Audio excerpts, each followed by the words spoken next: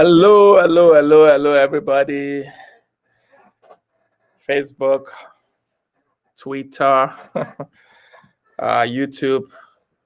This is Pastor Lan coming to you again today with a Light 360 broadcast. Sorry, I am starting very late today. We've been having some technical difficulties. I am actually talking to somebody from Nigeria that you're going to be meeting very soon. So we had some technical issues that we were resolving, and that's why we're starting late today. But thank God, because we're able to resolve it, and then we can have this conversation. So without wasting any time, I want us to go right into our broadcast for today. As you all know, Light 360 is a platform, the broadcast. We just bring people to tell their stories, and through their stories, we inspire other people to shine as lights. And we've been having some amazing people come on the Light 360 broadcast. So today we have another person coming on, and I believe that you're going to be blessed by our story. Now, the person coming on today is, you will see, is very, very, very special to me. I'm going to see if you guys are able to pick it up when the person shows up, the connection. But I'm going to keep that as as a surprise. But she's somebody very dear to me, and I'm so glad that she's able to make it today. This is actually the first time we're going to be doing something like this together. But it's someone that really played a great part in my life growing up, and we're going to hear some stories today. So I hope you guys are ready to hear some of those stories of when I was, I'm giving too much away. So, but I'm excited today that, we're going to be having this conversation. I am praying that the internet is going to be very stable so that, the conversation can flow without any hindrance. But without wasting any time today, I'd like to welcome on the show all the way from Lagos, Nigeria, Mrs. Victoria Samuel. Hello, hello, hello, hello, hello, hello. Hi, Can you hear me very clearly? I can hear you loud and clear. Awesome, awesome, awesome. So, well, people are joining us right now on the, Facebook and other media, and they're watching us. So I'm sure, they are wondering who is Mrs. Victoria Samuel. Before you go ahead, I want to know if people are able to guess. Do we look alike at all? Let's see. Do we look alike? I think I took from daddy. You took from mommy. So, hey, hello, Jephthah. Jephthah is in Zambia. Hello, Pastor, Brother Tim. Good to see you. The teeth is the same. Okay. They said we have the same.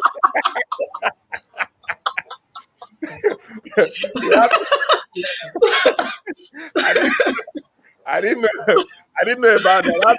I'm hearing that I have the same teeth.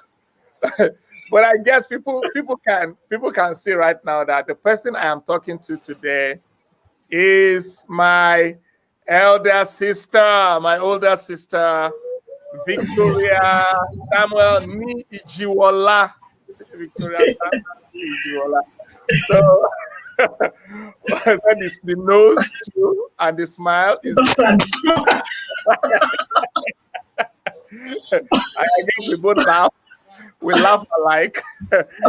So welcome to Light 360. I'm so excited to have you on. I'm privileged to have you on. This is the first time we're going to be doing anything like this. Isn't it awesome? But let's get into it. So we are brothers and sisters. You're my older sister. I don't know if you remember when I was born. I'm sure you don't. You are too young, right? I'm too young to know that now. I remember when Doyin was born, so I was 5 years when he was born, so I could I remember when he was brought in, but so you don't remember that. I'm looking for somebody that remembers apart from mommy. I can't. Okay, what is your earliest memory of me? Wow, Pastor Lan. Well, I can remember when I used to carry you on my tricycle. You Okay. sit at the back, I'll be in the front. I can remember there was a picture we took like that. You had the cap on your head. You Okay. took off the cap and you were that you were crying or something while I was riding. I think I Okay. can remember that. I wish I could find that. I think you were about 5 then. Okay. Wow. 4 or 5. 4 or 5. So that's your earliest memory. Okay. Yeah. Awesome. So tell us a little bit about who you are. Just tell us, and then we'll go ahead and talk about all those. I'm sure people want to hear some juicy stuff about childhood and all that. Well, my name is Victoria Olatokunbo Samuel. I think there are stories behind those names. Okay. Victoria is my baptismal name, Okay.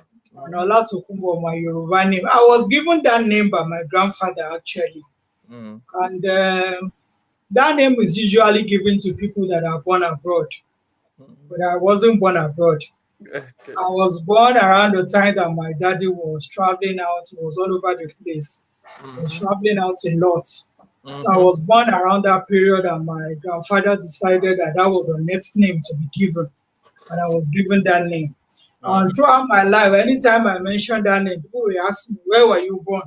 And Yeah. I ask them, "I'm from the I thought Commonwealth you of were, I Israel." thought you were born in Germany. I'll tell them I'm from the Commonwealth of Israel.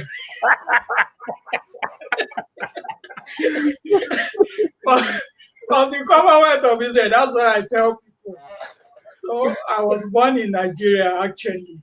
But the other name, Victoria, is something that I guess when names are given, maybe our parents they see into the future, they see into our lives. They know what you are, maybe they have an inkling of what you are going to experience in life or whatever when they give name. Because that name Victoria, it actually tells my life story. I've gone through life, I've had ups and downs, I've passed through different stuff. Because if you are going to be victorious, somebody that's victorious, that means you Yeah. have battles to fight. Yes. I don't know, I've faced different battles and I've come out on top. I'm actually a miracle that I'm alive now. I'm Yeah. living well, I'm living normally. It's Yeah. all by the grace of God. The Lord that I've gone through, the little that I've gone through, they are no longer alive. They have gone through stuff. They can't be seen again. They can't Yeah. make progress in their life. So Yeah. I've gone through a lot, but yes, I'm still standing. Yeah. So that name Victoria, is Yeah. something that talks about my life story.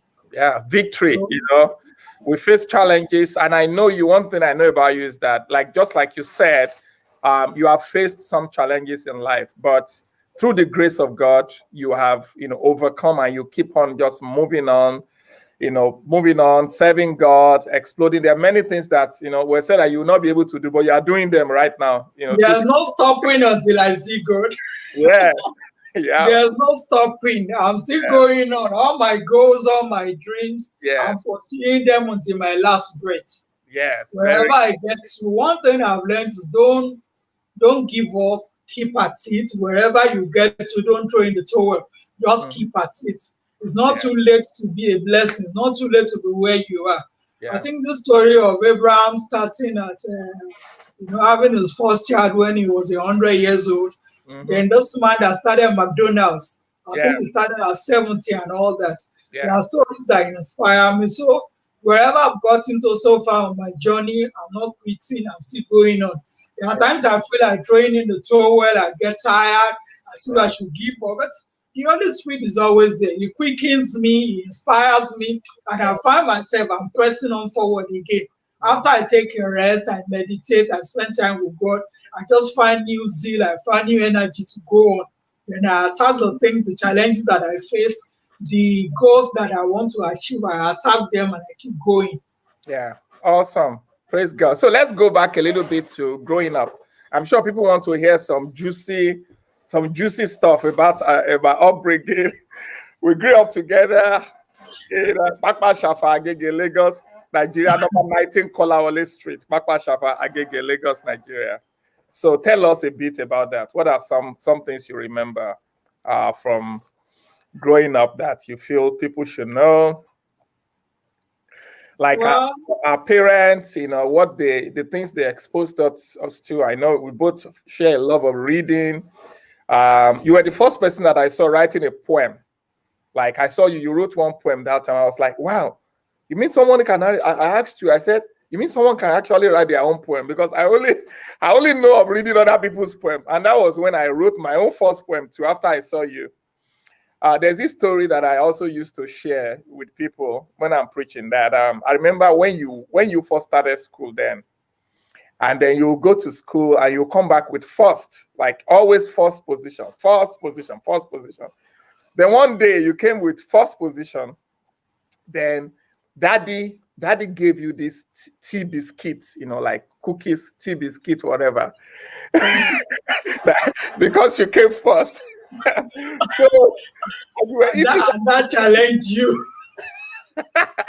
Daddy said, challenged you too. You want to go first. Daddy said, don't give Larry. Don't give Larry any of that biscuit. When he goes to school too, let him come first. I was looking at the way you were eating that, doing that. I told myself, I said, when I get back, when I go to this school, I will never be second. So I was motivated and I kept my word. I was motivated by biscuits, the thing. But what I wanted to say is that, and I say it anywhere, in my growing up, you were, apart from, daddy, mommy, you were the first inspiration that I had in life. It's like I watched everything you did and I copied you. You went to school, you were first. I said, I'll be first. I saw you reading and reading and reading and reading and reading. I also became a reader. I saw you write poems. I said, I will also write a poem. And then when you gave your life to Jesus too, I said, I'll give my life to Jesus. And I remember also that it was you that took me to that fellowship of some of your friends. Some of your friends, Brother Kola, this, Shola Oshinoki, all this, you took me to that fellowship. Yes. And then they laid hands on me there. And that's how I got filled with the Spirit and started speaking in tongues. So you were the first inspiration of my life, apart from my parents, and I just want to thank you for that, because a lot of those things that I saw you do, a lot of things that as you were moving on, you were the best student, always the best student in every school, best student in the area and all that. I followed your footsteps, and I was like that also, because I could see somebody in front of me who was doing that. So I don't think we've ever said this publicly, but though I say it when I'm preaching and all that. But I just wanted to thank you, publicly for being that, and you continue to be an inspiration. Your resilience, your determination to just keep moving on and just keep moving on, you never quitting and all that is always inspiring. And I just want to thank you for that. So, yeah, let's tell me your story, from your own perspective, from growing up, for people to hear and all that. Yeah. Well, we had a pretty sheltered background. Mm-hmm. We're always indoors. Yeah. And right from childhood, daddy and mommy, they taught us by themselves. We were taught by them. ABC. Yeah. Mommy was very good. She was always teaching us. She would ABC 1, 2, 3. She would use her hands to write and all that. So even before we enter school, we were already learning to read. We were learning to write. Yeah. We didn't go to nursery school. Yeah. Daddy didn't believe in going to nursery school, but our nursery was done right in the house. Yeah. Hello, mommy. Hello, mama. She would teach us to read. Then daddy too was also good. You can always go to him, ask him questions. I remember asking him a lot of questions, and he will explain in such a way that you will understand. There was a time after I was in primary school, I think, And I was curious about the eclipse of the sun. Maybe there was an eclipse that year or something. Yeah. And, I went to him. He now took 3 balls. He took 3 balls. He picked the torchlight, pointed the rays of the torchlight at one of the balls. He was now showing me how the rays will block the part of the ray, it won't get to the other side. He explained in such a way that it was so clear. Daddy was an inspiration. Yeah. And our parents believe in reading. They spent a lot of money buying books for us when we were young. Yeah. We were always going to Lagos. Anytime they are in Lagos, all the Ladybird series, we had all of them. Yeah. All the Ladybird series, we had them. Yeah. Then one thing also, they taught us our Yoruba language. Yeah. We have not succeeded at passing that down. We need to work on it. I repent of that. I have tried, but these boys and girls, I'm trying to. Even in Nigeria, it's difficult. They just be laughing when you are telling them, Even in Nigeria, it's difficult. Daddy said, none of my children will read an English book until they first learn how to read Yoruba books. So I remember then we learned Yoruba books first. We read it. We were so fluent in it. And then he now said, I'm not going to teach you how to read English books. So when I started reading English books, then I'll be reading Yoruba into it. When I see die, I'll call it dear. I remember the first time I saw the number 2. I call it tuo, You remember emergency? Yes. Do you remember that? Yeah, that's emergency. Yeah.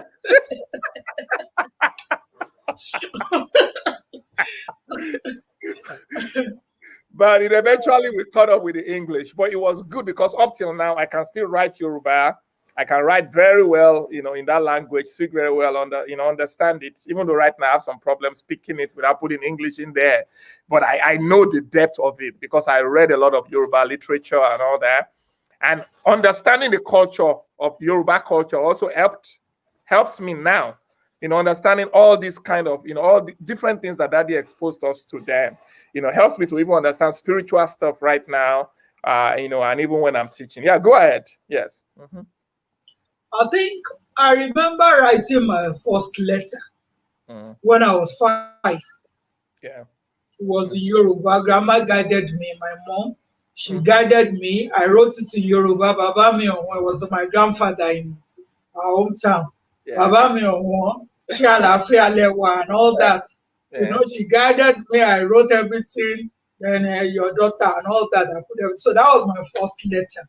Yeah. So they gave us that heritage. Yeah.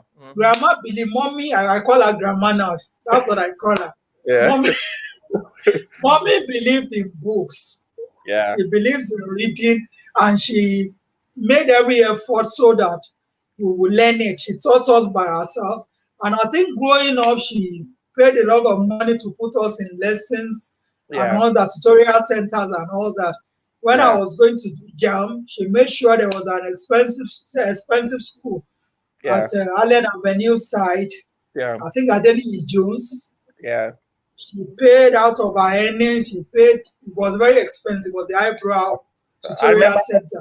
I went to expert training too that she was paying for expert teachers. And it was at expert teachers. Yes, I had to come back to expert really. Yeah. The Eyebrow School was not teaching very well. They were not good.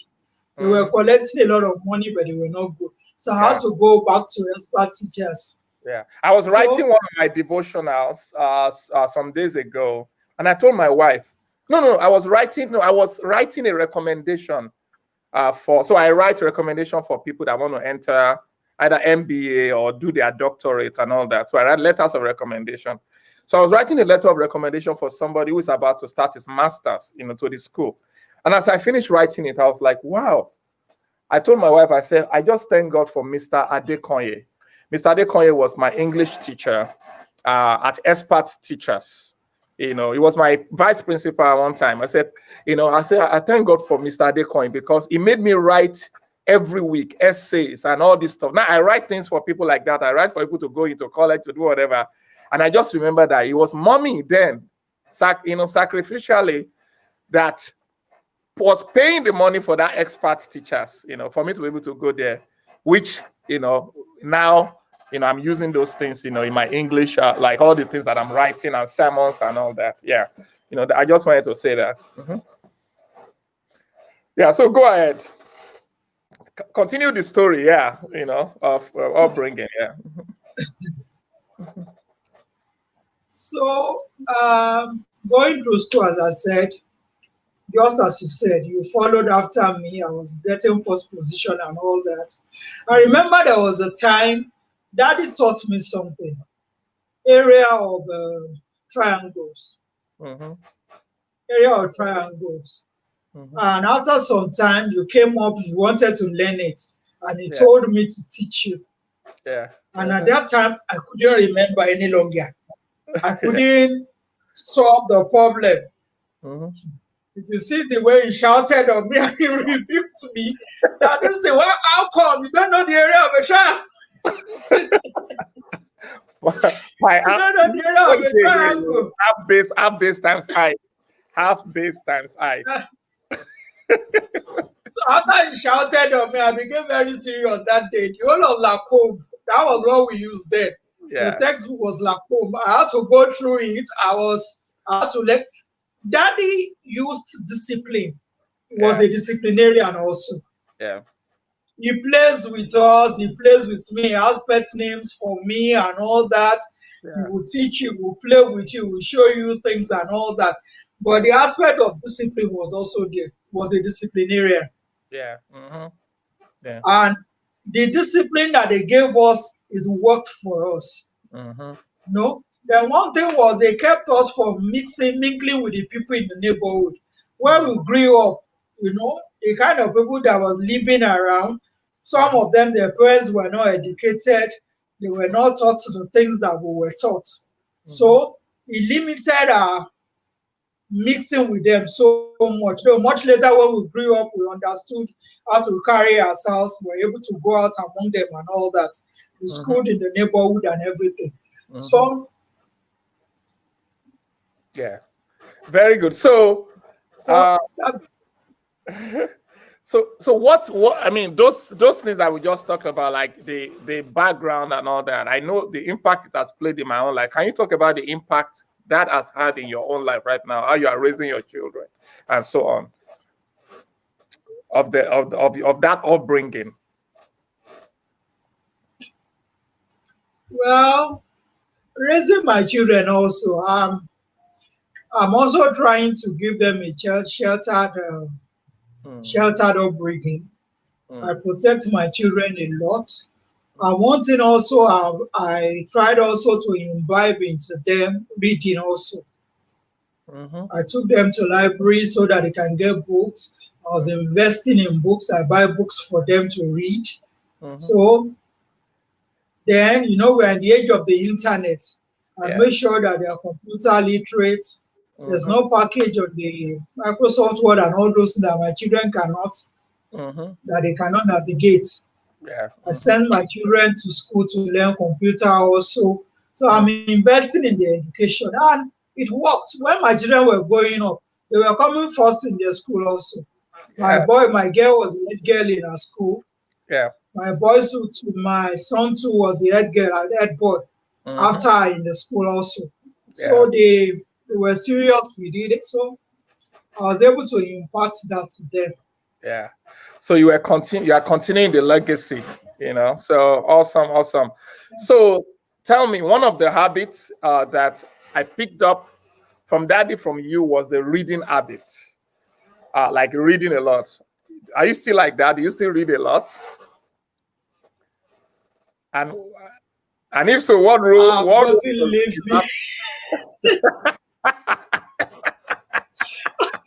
not reading so much now.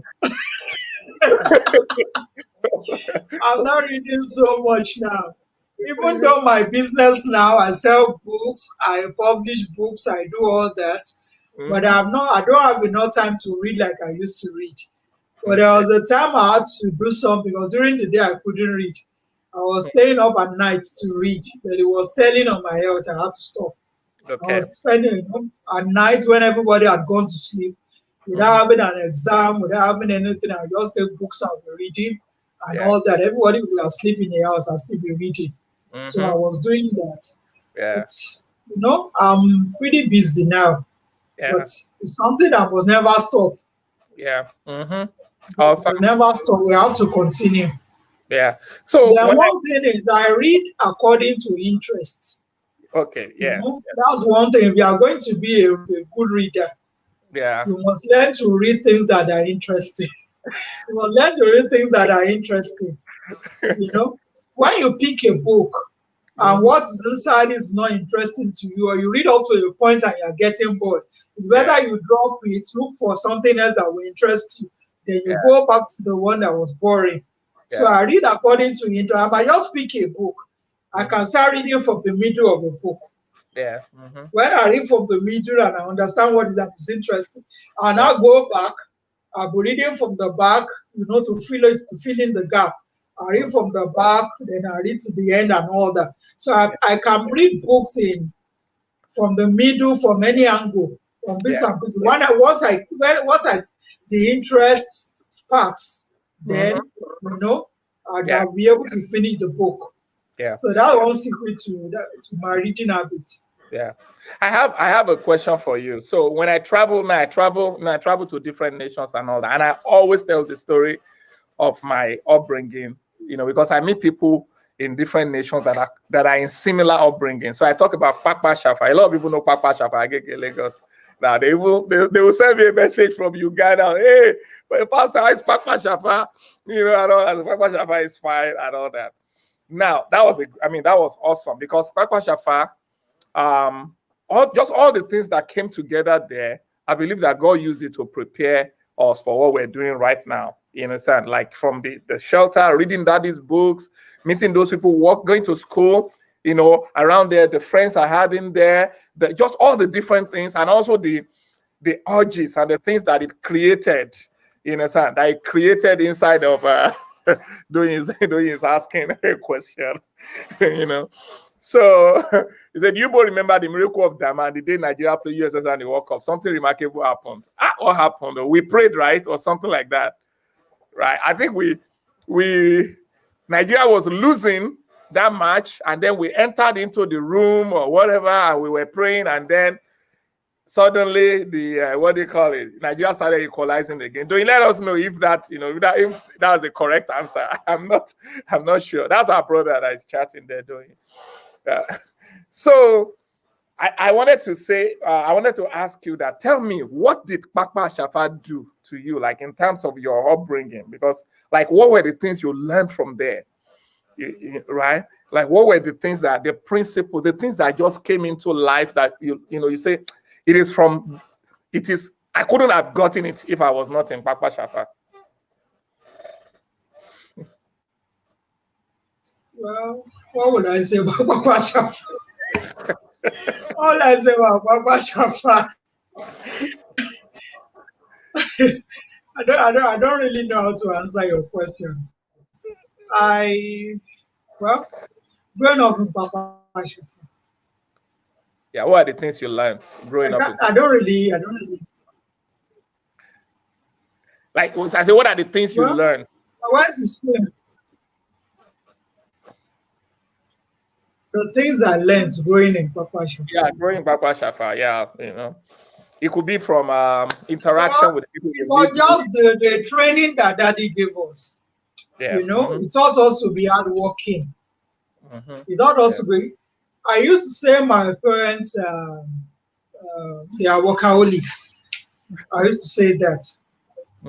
Very early on Saturday, Daddy will make sure you mop the floor, clean the whole house. After mopping the floor, that wasn't enough. You have to polish it. Yeah. You have to use polish. You polish the floor. You bought a special polish. You polish it and all that. There were times he gave us work that was higher than us. I think he was training us. Yes. There was a time we were breaking stones, just as you said you are doing. Yes. We were breaking stones. Well, I learned to do a lot of things by myself, really. Yeah. In my house, the daddy was building the house. There was a part of it that they are not completed. Yeah. I learned to use my hand. Yeah. I learned needlework. There was a time I took out a piece of cloth I cut it by myself, styled it, used needle and thread, made a skirt for myself. Yeah. There was a time as a girl, I used to tell my mates that there's nothing I can't do. There are boys they can't write me. There's nothing Yeah. I can't do. I did a Greek in school. And Yeah. the first time I picked the shovel, I tried to do something. They were all laughing. They thought I couldn't do it. Yeah. But when I picked it, I started shoveling the president and they gave me a high mark. They were all surprised. They were all surprised. There was nothing I couldn't do. There was a time I did woodwork. I Yeah. think I made a cage for a chicken or something like that. I did a lot of things with my hand. So I could do a lot of things with my hand. It taught us humility. Yeah. You don't have to be proud. You don't have to be, these days they say you are for me. You can Yep. be yourself. You don't have to pretend that you are this, you are that one. And Yeah. going from our background, despite where we came from, we're always above in Yeah. class and everywhere. We didn't struggle for it. Yeah. We didn't. A lot of things that other people are striving to get, they are seeking to get, they are struggling to get. We got them easily because we didn't think too much of ourselves. We're not thinking too much of ourselves. We're just ourselves. We're humble. That's one thing. Yeah. We're humble. And anywhere we got to in life, when we started going to church, every ministry that we got into, we were always out working. I wasn't ashamed to take broom and sweep. I was a member of the sanctuary keepers and winners. It Yeah. wasn't just the sweeping group and winners. We were the one that were always, after everybody had gone, the service had ended.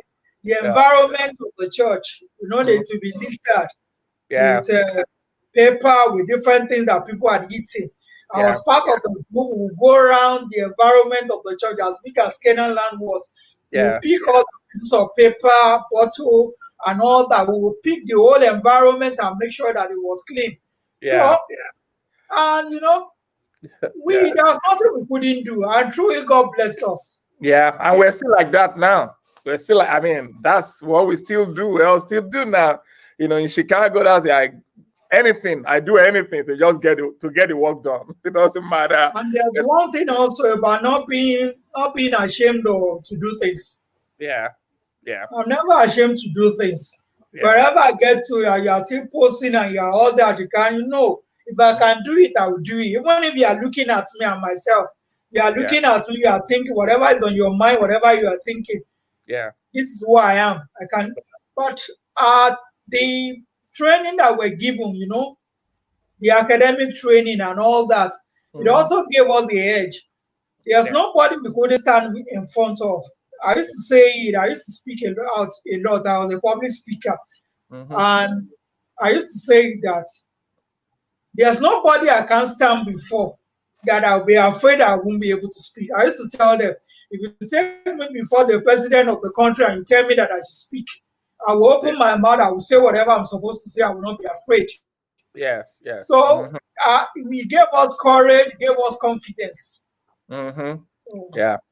Thank you. I mean, that's what I wanted you to share about, like, what are some things you picked up? So Doyin posted something that what happened that day was that I didn't believe in God then. So I was mocking the nation that didn't believe in God was beating Nigeria that prayed before the match. Like, I was like, oh, they are beating Nigeria and they don't believe in God. Nigeria is losing. It was 3-0. Then they scored another goal, became 4-0. So you now went and you used the match to challenge God. You were praying. And then Nigeria just started, scoring and scoring and scoring. And then, that was when Nigeria won that match. So that broke Pastor Land. That was 1989. And that was 1989 was when I actually gave my life to Jesus. So, well, thanks, Doyin, for remembering that. See, influencing you and Doyin was done without effort. It was just by being myself. Yeah. Just be yourself, be sincere, go after whatever you're supposed to. I wasn't trying, I wasn't making effort to be something. I wasn't making effort to guide you or whatever, but I was just living my life, doing the things that I felt was right. And my fear of God, it guided me. Yeah. It guided me because I feared God. I got to give my life to Christ for the first time when I was 12. That was when I was in primary 6. I think one of our teachers was praying, and she led all the children to give their life to Christ. I did that. I didn't understand what I did. I did it. And after that, I got to secondary school, and there was a youth corps that came like that. She started a school fellowship. I just continued that way. So my going after God and everything, it was guiding me along. I was doing all the right things. Remember when we went to Deeper Life that time? When we went to Deeper Life, we were forbidden to go. Somebody invited us to come for the retreat. Daddy forbade us, said we should not go. But something had hit me. I knew that going to that place, there was something that was going to drop in our lives. I had an encounter. Somebody had been preaching to us and all that, and the message was so strong. Our parents were not believers then. My father was a Catholic, but they stopped practicing the Catholic faith. When we go to church, we would sit inside the car. We won't enter to the church. We were reading newspaper outside and all that. But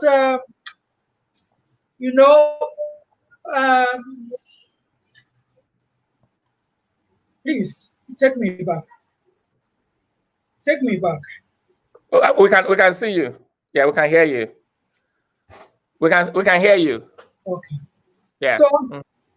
So Daddy was not a practicing Christian. So following God, going after him, going through his ways, he led me. I gave my life to Christ. Then I was just following. My parents were not born again. Daddy said, don't go to. I was talking about going to Deeper Life. Daddy said we should not go. I wanted to go. I cried. I did everything. I made a lot of efforts to get him to allow us to go. He wouldn't allow us. And I was very young then, and I just felt we had to go to this place. And the person that was supposed to take us to the church came. Brother, and I had to make Brother Dennis. Yeah, I had to make a decision. I was the oldest, and everything, whatever I did that time is what will, and I'll be one that will be blamed for it. I'll be responsible anyway. Something just motivated me. I said, let us go.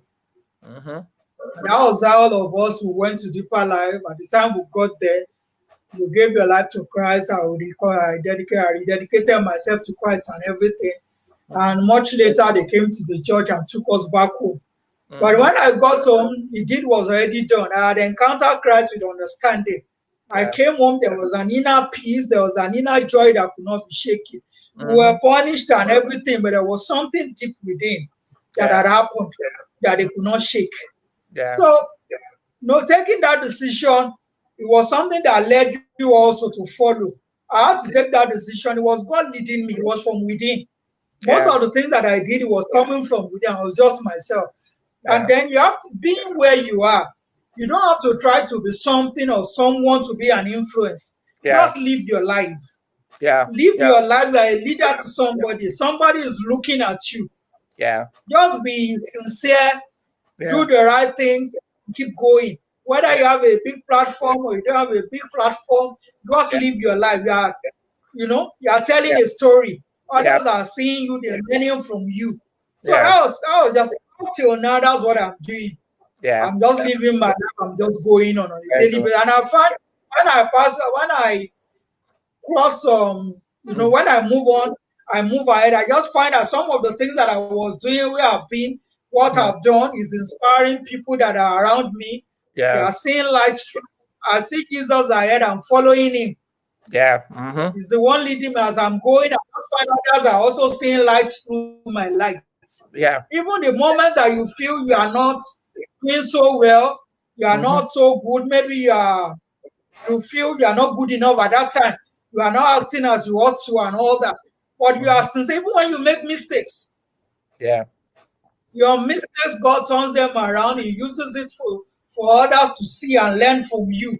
You get out of the mistake, they see how you got out of it, they saw your sincerity, they saw the way you picked yourself up. So do you remember that day when Daddy went to the police station that Mommy took us to Deeper Life. Yeah. Deeper Life was very instrumental. I remember I was privileged to meet Pastor Komoyi many, many years later. So we met in Ukraine. We were staying in Pastor Sunday Adelaja's house. So I had the chance to talk to him, and I talked about all those times and how Deeper Life was the first place I went to when I got born again, and the influence up till today. That retreat that we're going to, that camp, what took place in all those youth camps that we used to do right now, I'm still reproducing it here by doing youth camps with our teenager. We call it Leading Light Camp now. Our teens and children, teaching them all those things. Like Pastor Kumi used to teach us deep theological stuff in those days. Like they would just be pumping us, with the word, with all that. I do the same thing here in summer, in what do you call it? In Chicago right now. So I thank God, for those times. So let's move forward a little bit. You were a snitch. You know what a snitch is? Of course. Why are you calling me a snitch? I was only protecting you. I was only protecting you. I wasn't a snitch. You were a snitch. You will always be reporting me to daddy and mommy. And I remember this one when I started having girlfriends. And then you went with your snitchy nose. And you went to tell mommy that Larry is carrying girlfriends in school. Oh. Tell us about that. Well, Pastor Lan had a diary then. And he used to enter. You were reading my diary. The rest of the day in his diary. I wasn't reading your diary. I wasn't reading your diary. It was our elder sister that read your diary. Okay. All right. My elder sister was going through your diary. She called my attention to it that there's a girl in your school. You were in SS2. You were dating an SS3 girl, Pastor Lan.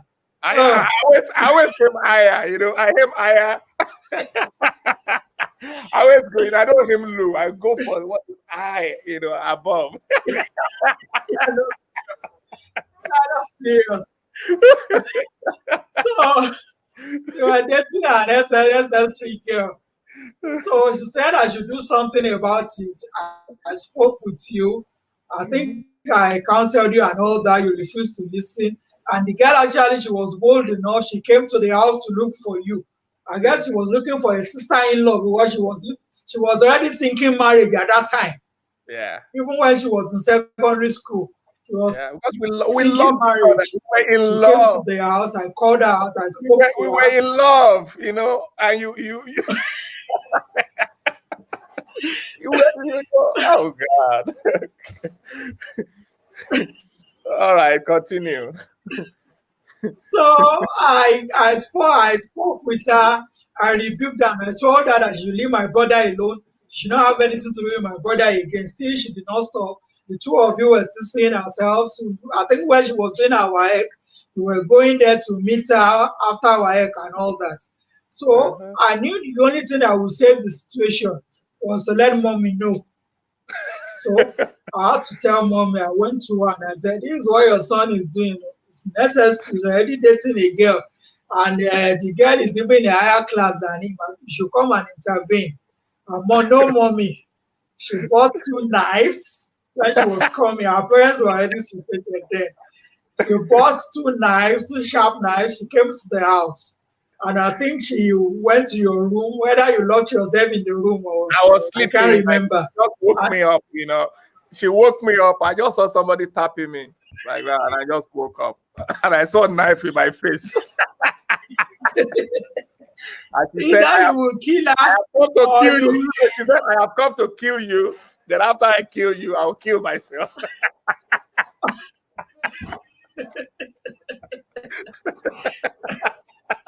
I think that was a dramatic way of getting sense into you. I did not even believe her. I asked her, I did not even believe her. She couldn't have killed me. She was just bluffing. I should have known that. I think that's for some reason, I just believed her.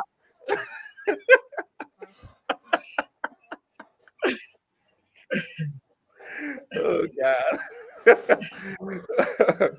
So she was just bluffing, but I believed that, and of course the demon left me. And then I adjusted my ways. So there was another girl after that one. There was another girl. Yes, now. There was another girl, yes. But now I think after mommy spoke with you that you leave her alone, you not be in relationship with her. The girl who was scared. She started. No, that was not even mommy. That was even my own consecration. Like I just, I just felt like, we're in a relationship. It was a clean relationship, pure. She was actually, the daughter of the person that converted Pastor Kumuyi.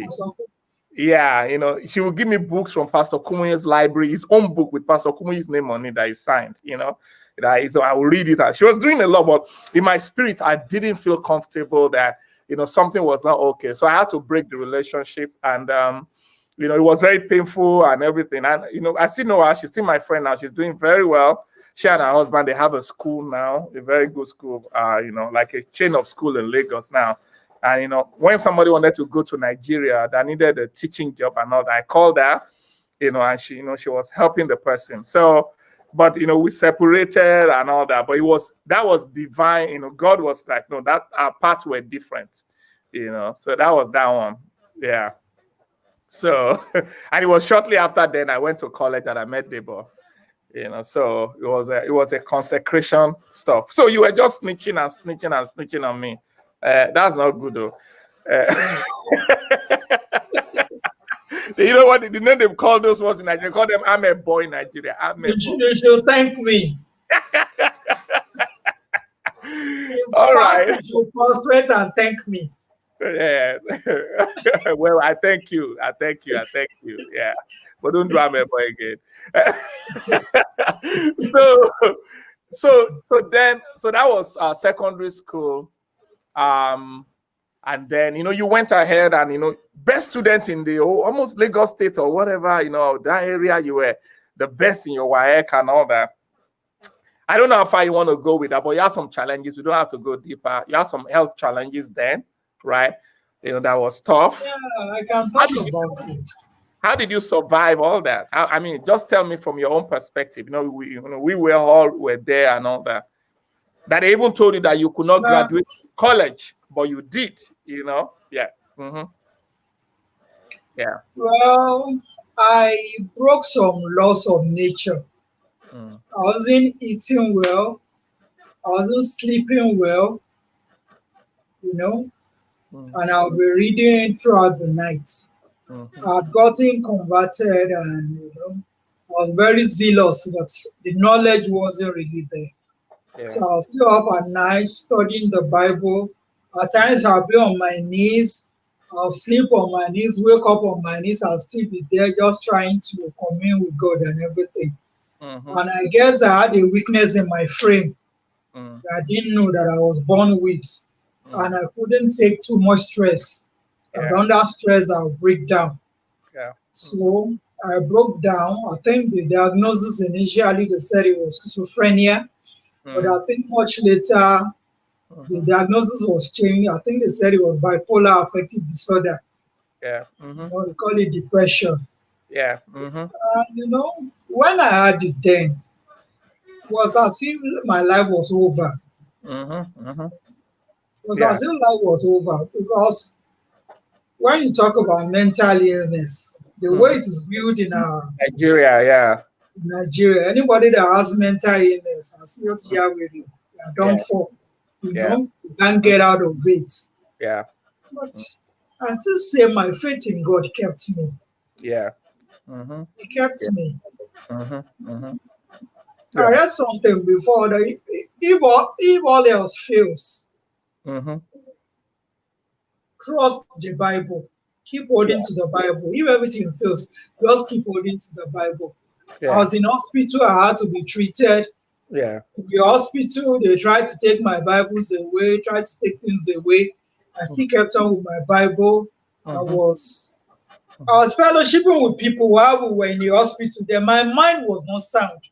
Yeah. But I was still fellowshipping. I was still reading the Bible. I was doing everything. I was still praying and all that. God did it.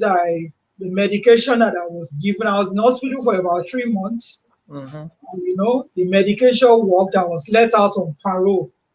Mm-hmm. Now, one thing is, I had conflict. Mm-hmm.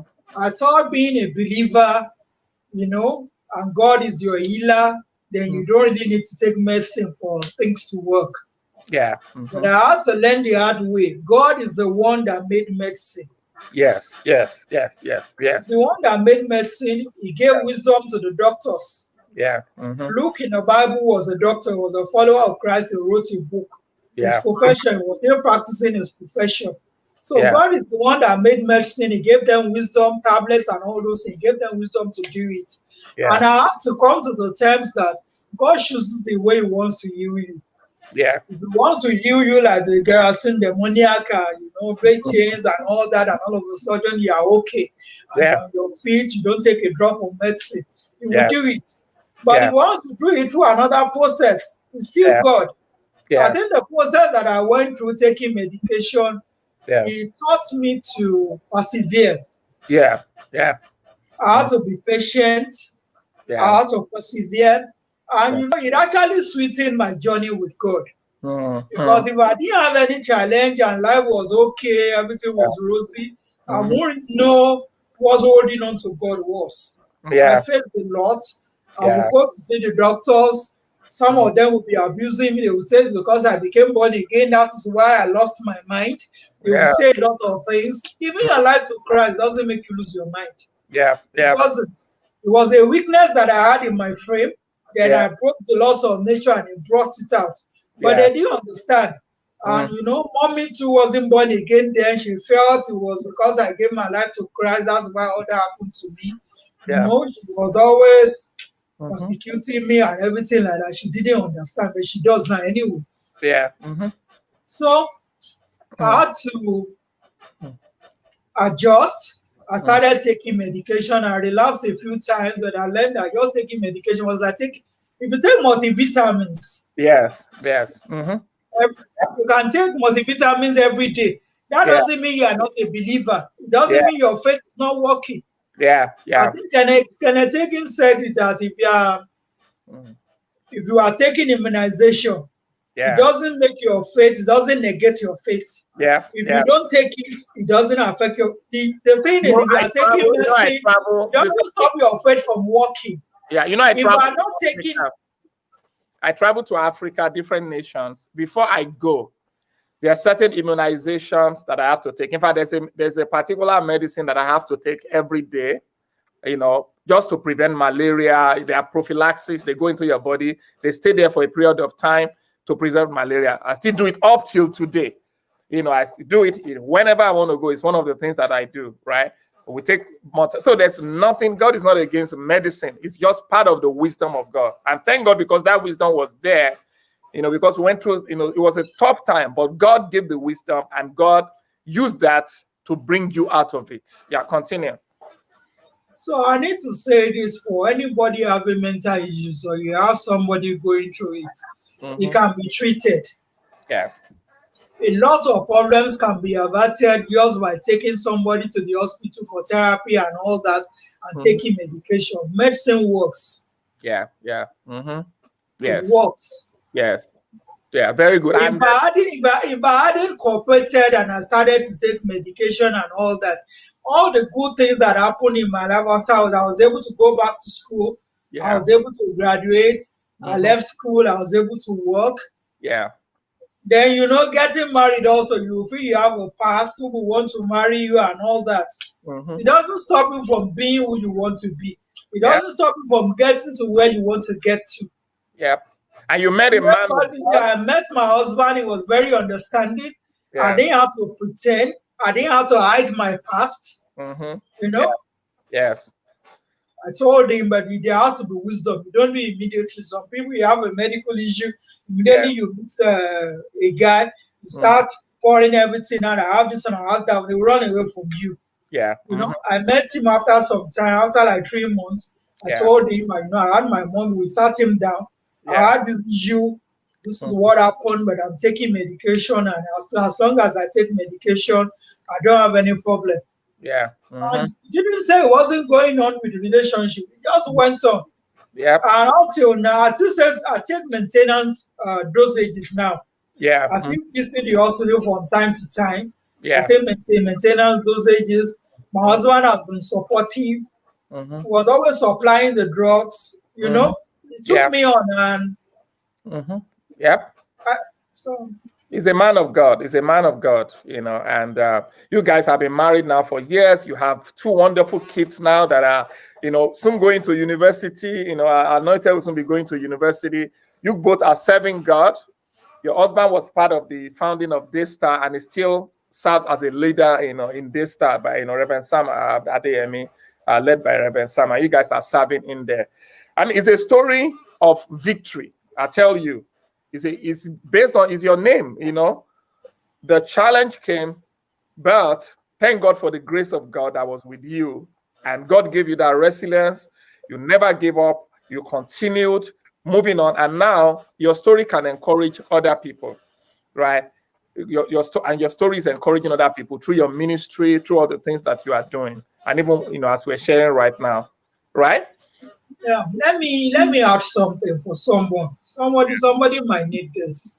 Yeah. Because there's a lot of controversies and a lot of things about this. Yeah. The challenge I had is made me suicidal. It gave me some suicidal tendencies.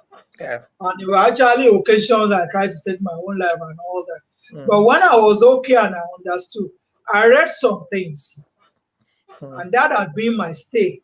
It's not that I don't go through difficult period. After that, I still go through harrowing situations and all that.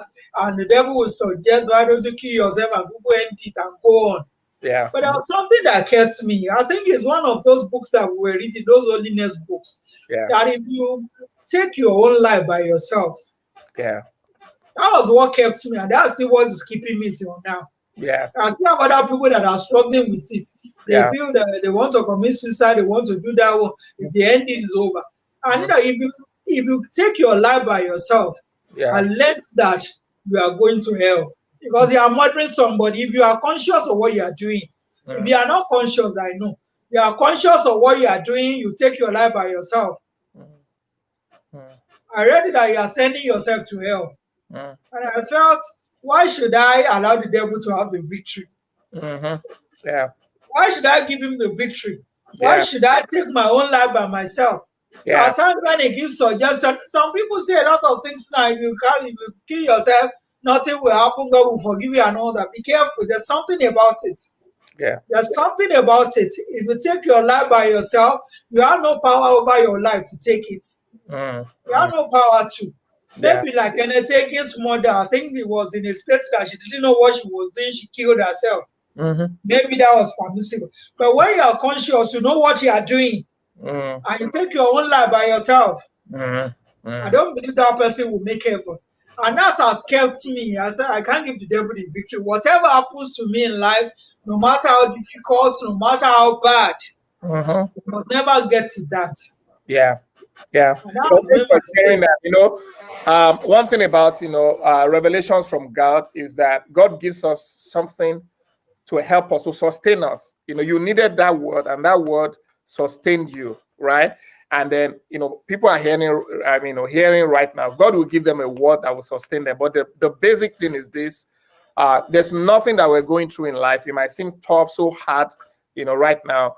God is there with us. God has an answer, and God can give us victory. God can give us victory if we trust Him. And He will keep on. And God doesn't just do it once and then He leaves us. The miracles of God are also continual. As we stay with it, He continues to sustain us and sustain us. And that has been, your story. And we're going to keep on, we'll keep on thanking God, for what He has done and what He has in store. So now, you are ministering with your husband and all that. You also sell books. Tell us about your business of books and publishing. And then we're going to talk about the book you just released this year. Well, I registered a business. That was in 1998. Vinca Nigeria Enterprises. The name of the business, the way it came, I tried to register what something. I gave a name. I sent it to the lawyer to register, but the name was already taken. He couldn't register that name. He said I should pick another name. So I said, use Concro. When they got to Abuja, they tried to register Concro. A lot of businesses are taking that one. So without consulting me, the lawyer now changed the name to French. Okay. Yeah. Okay. So Vinca is a French form of Concro. Okay. So that's how the business name came. Okay. It's a nice name. It's nice. But it's not everybody that can pronounce it. Yeah. Vinca. But it's Vinca. nice. Vinqueur. Okay. So I started Vinca Books. It actually started, I was teaching before. While I was teaching, I used to counsel people. I used to teach. I used to encourage and all that. And while counseling and teaching, I had books. After counseling, I see whatever I'm counseling them on, there might be a book that goes with it that will explain it further to them. And make them to understand it better, that they'll be able to overcome their situation and their challenge. I just say, I have a book, I will loan you the book. So I'll take out of my library, I'll give it to them to read. After giving them the book, some of them started asking me, that book that you gave me, can you help me get it? Can you buy it for me? Where can I get it? That was how the business started. So initially, I thought of going to buy the book. Unfortunately, there was a church member of ours that had a bookshop. I can't see you. Okay. A church member that had a bookshop, and around that period, we can see your video. We can hear you clearly, but your video is stuck. So, but we can hear you clearly. So you can keep on talking. Okay, now you are back. You're back. Yeah, continue. So he was traveling abroad. He had a bookshop, and he was relocating. And at that time, I didn't know that he was planning to sell his bookshop and sell everything that was in it. It was just guidance. I was counseling. They were asking me for books. There was a time I ordered 2 books from Redeem Camp. So the book was delivered on that day in the school. We're having PTA. I was holding the 2 books on my hand. I was holding it on my chest, and I was walking through the school. And somebody asked me, "Are you selling that book?" And I just said, "Yes, do you want to buy?" So the person said, that was how the idea came. I said, "Yes, you want to buy?" He said, "How much is it?" Like, I bought the book for 1,000, and I told him it's 1,100. So he wanted to buy the book, but he didn't buy that immediately. But that was when the idea was born. I can start selling these books. Okay. So I went upstairs. I was talking to some colleagues, and I started telling them. Right from that moment, I just went to them and said, "I'm selling books. So do you want to buy books? You need books?" And one person said, "I'm looking for a KJV Bible. I'm looking for a large print. I'm looking for this one." The other one said, "I'm looking for this one." So I went home. I thought maybe I'll go to a bookshop. Then I remember this guy that was my church member that was traveling abroad. I went to him, and I just approached him that, "Can you be giving me your books? I'll sell them, and I'll be giving you the money." That was what I went to him for. Not knowing he wanted to sell. Wow. So we made that arrangement. And much later, he came back to me. He now said that, but I know what happened, that he's traveling abroad and he wants to sell all the books in his bookshop. And he's trying to sell it to some people. And, the negotiation wasn't good. He said that he felt led to sell all his books to me. Now, I didn't have all the money to pay. I think he wanted to sell for, I think the books were like 600,000 or so. I didn't have the whole money. But after I started work, I started to save 10%. So I had some money, but it was so small. And I think I had 30,000 in my savings then. So he now said to me, "You know what we are going to do? I need some money for my tickets. Even if you don't have everything, I need some money. That if you can get me 50,000, then you can be paying installments." Yeah. So and I said 50,000. Okay. I said I agree, I'll look for it. I went home. I told my husband, I told mom, she was living with us then. They didn't believe in what I was going to, what I was planning to do. Why would I buy a whole bookshop and keep everything? How would I sell them? Do you have the market? What will you do? But it was a burning desire. Deep down within, I need something that I was meant to do, that I wanted to do. Yeah. I decided I would do it. So I had 30,000. I spoke to a colleague against my next salary. Just give me 20,000. I'll give you when I get my salary. So I gave the guy 50,000 and he carted all the books to my house. My sitting room was all filled with different books. That was when the book business started. Yeah. So in the school, I started selling and I sold a lot. I was selling that one. I was buying more. I was selling and buying and all that. And I was able to sell nearly all the books at that time. So that was how the business started. Then I also thought I used to buy books. And in Nigeria, there are pirated books that are being sold. There was a particular book that I bought. I went to the place where they were selling the books. And some of the... Sister, could you touch your computer mouse a bit? Your video is stuck. We can hear you clearly, but your video has been stuck for some time now. If it works, but if not, just continue talking because we can hear you clearly. It's not working. Okay, go ahead. Continue talking. Yeah. Continue. So I bought some books and I was going home. I checked the books and I saw that they were pirated. I was caught to the heart. And I said, I'm a believer. I can't be selling pirated books. You know, the effort of some people are selling it without them getting anything on the book. And I made a covenant with God. I promised that I'm not going to touch those books. I'm not going to sell pirated books no matter what happens. And on my way after praying that prayer, I got an idea. And I could actually start publishing books. Okay. Yeah. And I can be publishing books. I can, get, if it's possible, I contact authors. That was the idea that was. It's not, the idea is not fully battered now. It's in a phase. But I thought of maybe I could contact authors abroad, tell them, get permission to publish their books in Nigeria. I'll publish the book and make it cheaper. Then I'll be able to sell at a cheaper price because of the cost that they were buying and selling pirated books. Foreign books were expensive. So if they can pirate it, they do it cheaply, they sell at a cheaper price. And I said, if it's possible, I would love to do that. Maybe I'll be able to do that. So that was when the idea of publishing started. I started publishing for people. I will edit, I will set the pages and arrange and all that.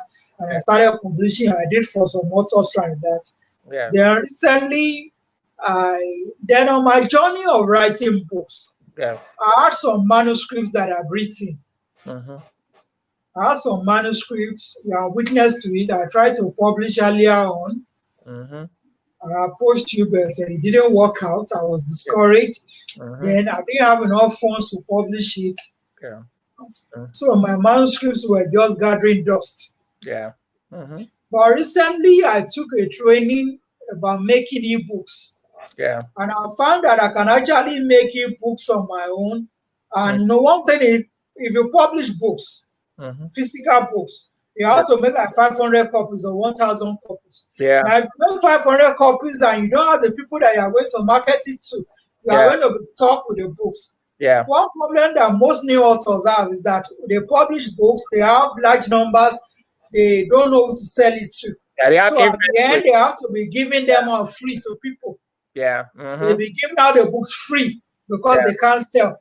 So I found the ebook option was better. You can make your ebook, market it online. If anybody wants to buy, it's cheaper to produce. You don't have to spend so much. You can publish it.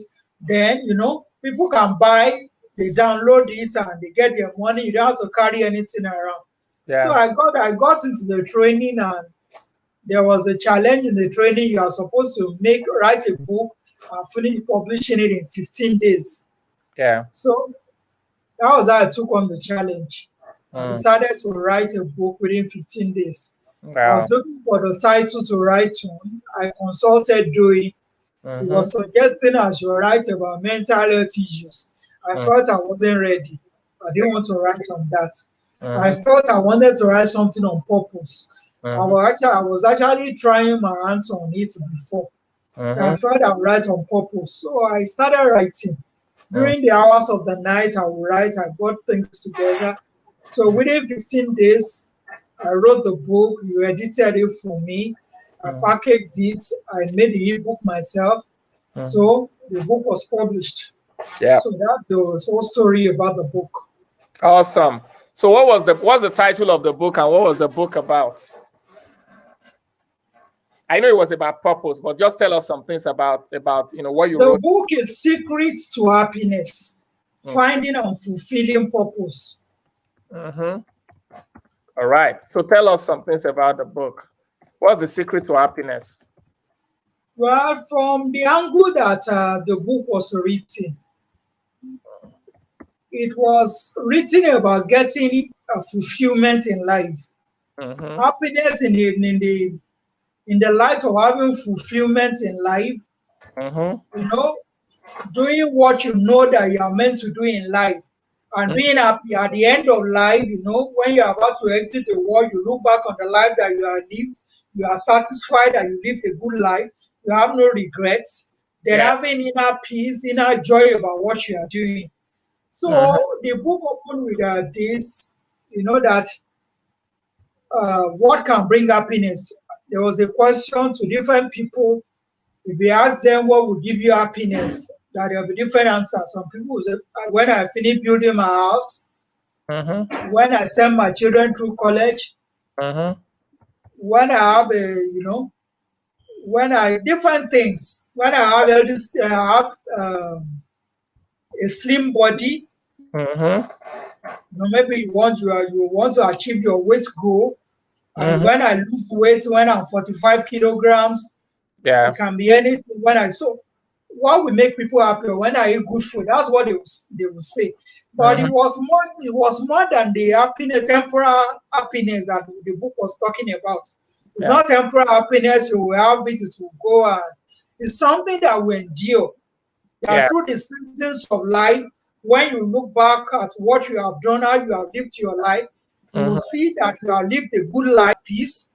You can depart the world and be content and happy that you came into the world, you touched lives, you did what you were meant to do. And then the book continues with the fact that there's a vacuum in every man.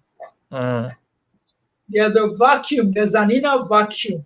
There's something that is looking for feeling in our hearts. The Bible says you have set eternity in our hearts. Deep God calleth unto deep. There's something that's always yearning for. It's actually yearning for God, but we don't really know what it's yearning for. There's something there that we don't have satisfaction. There's that deep inner feeling there. The satisfaction is not there. You don't have, maybe everything is going well. You have a good job, you have a good career and everything like that. But there's something deep down that is always seeking something, and you're always trying to find a way to fill it up. So because of it, that inner vacuum that is there makes people to try to fill it in different ways. Some people, they pursue business, they want to be rich, they go after money with everything. Some people, they go after sex. Some people, they go after drugs. There's this testimony I had from this guy, KJ Hamilton. He was the one that used to drum for Fela Anikulapo Kuti. Okay. He was drumming for him, and he was on drugs. You know what happens in Shrine? They take marijuana, drugs, they rape girls and all that. But he said at a time like that, when he's in the house and he's on his own, he's in front of a mirror, or he's alone in the middle of the night, he will start crying. He's not happy. He's not fulfilled. That's why everything that he was doing, there was something deep down that was not working. There was something that was not gelling deep down. There was a yearning that was deep down that he didn't know how to feel it. Yeah. So that led him to Christ. He gave his life to Christ and he started to have a life of meaning. So then the example in the book was about Solomon. Solomon was the richest man according to Bible history. If you Google it, he was the richest man. And he was also the wisest man, though he didn't apply his wisdom in the end. Yeah. So he was trying to find out he gave himself to seeking to fun. He wanted whatever came to his mind. He said whatever came to his mind, he gave himself to it. Yeah.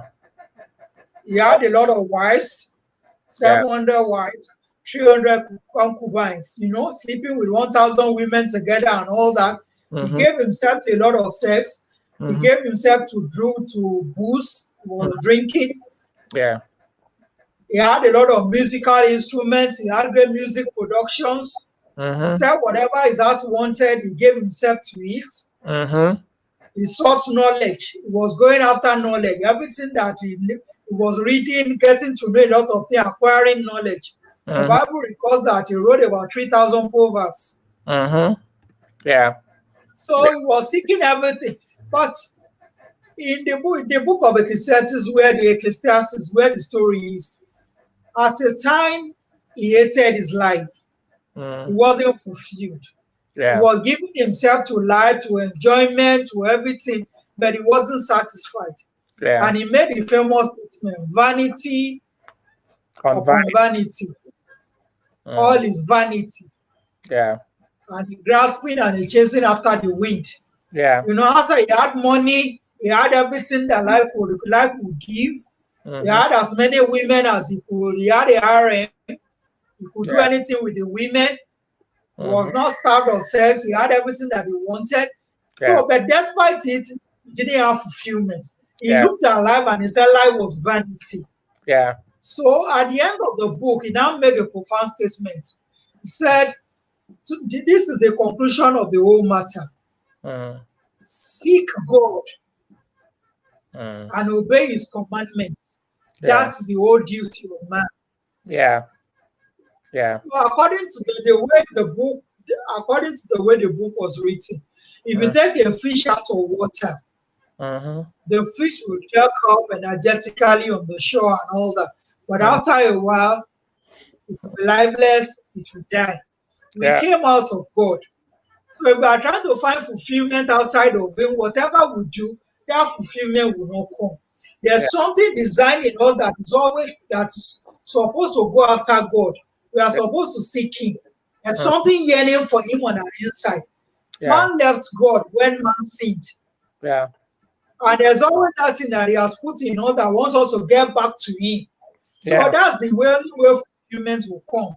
And when getting back to God is by giving our life to Christ. Yeah. Accepting his finished work on Calvary and all that. Then after that, you are supposed to live a life according to his command, according to his fulfillment. And this brings us to the part of finding our purpose. Yeah. For every one of us, we are designed specially in a unique way. Yeah. Our temperament, our personality, the things we like to do, they are that are peculiar to us. And those things are determinants of our purpose. Just like Rick Warren used the acronym SHAPE. Our spiritual spiritual gifts, our arts, our abilities, our personalities, personality, and then and our experiences. Yeah. So that's what the book was about. That the only way to find fulfillment, the only way to be happy is by going after God, by finding God, returning to him, and at the same time finding what he has called you to do. Because when you fulfill purpose, that's when your life really has meaning. And purpose is about reaching out to other people. It is a selfless life. Yeah. Yeah. So impacting the lives of other people and all that. So when you do that, when you bless other people, bless other lives, you will find joy that comes to you automatically from it. Yes, yes. So that's what the whole book is about. Wow, thank you for sharing about the book. You know, that's, I mean, I read the book, very, very powerful book, and I recommend it to, you know, to people. How to find and fulfill your purpose, the secret to happiness. All of us want to be fulfilled in life. And the secret to being fulfilled is not in all the external things that people chase after. The secret to being fulfilled is in living a life of purpose. No matter what is going on all around you, if you are living a life of purpose, you are truly fulfilled. So how can people get the book if they want to, if they need to get it? It's an ebook, so anybody can order it from anywhere. And you know, and they will be able to get it in their emails. You can purchase the book through Paystack. Okay. So Paystack. All right, Paystack. That's the link. Yes. So paystack.com, play Secret to Happiness. So you should be able to see it, you know, on the various on Facebook, on YouTube, on Periscope and all that. You can click on the link and you can get the book. I encourage you to get the book. If you are watching this live right now, you're watching it later, you know, just click the link and, you know, get the book. It's going to be a blessing to you.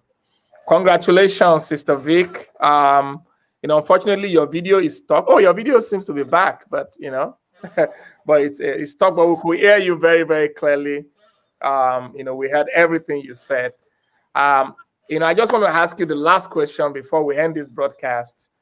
What's on your mind right now that you want to speak to people? Like just looking at your life, looking at what you have learned, just distill it down to 1, 2, 3, 4, 5 principles, like just something that is on your heart that you like to tell people before we end this broadcast for today. Well, the first one is let God be your guide. Let God be your guide. Okay. Let God let God be your guide. You know, when I was a teenager, I looked ahead and I felt, when looking at life, I felt I can't make it on my own.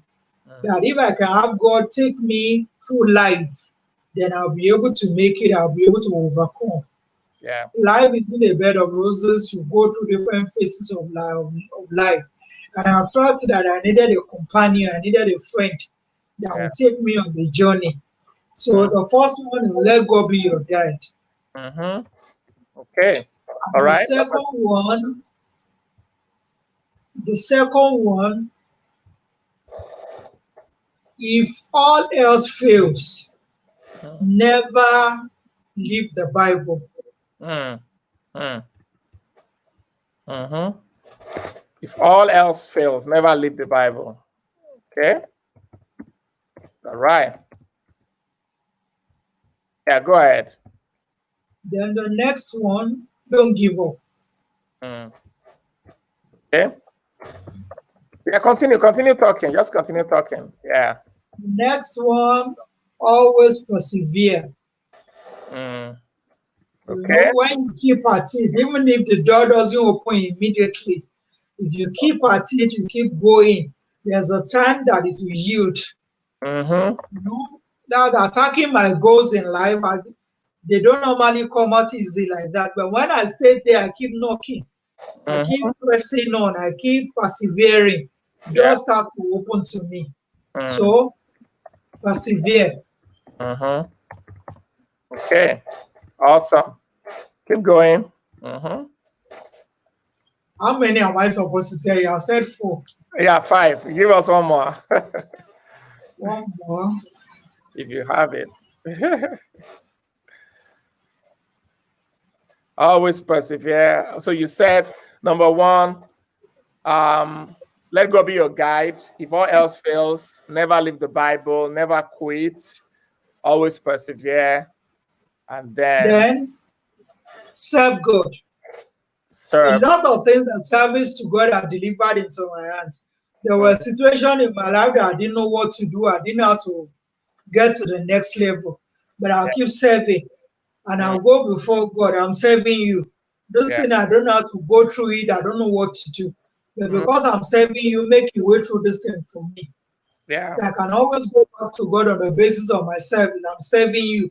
So you Yeah. got to answer me and do this for me. So our service to God is it gives us answers to prayers. Awesome. Wow. Thank you so much for sharing those principles.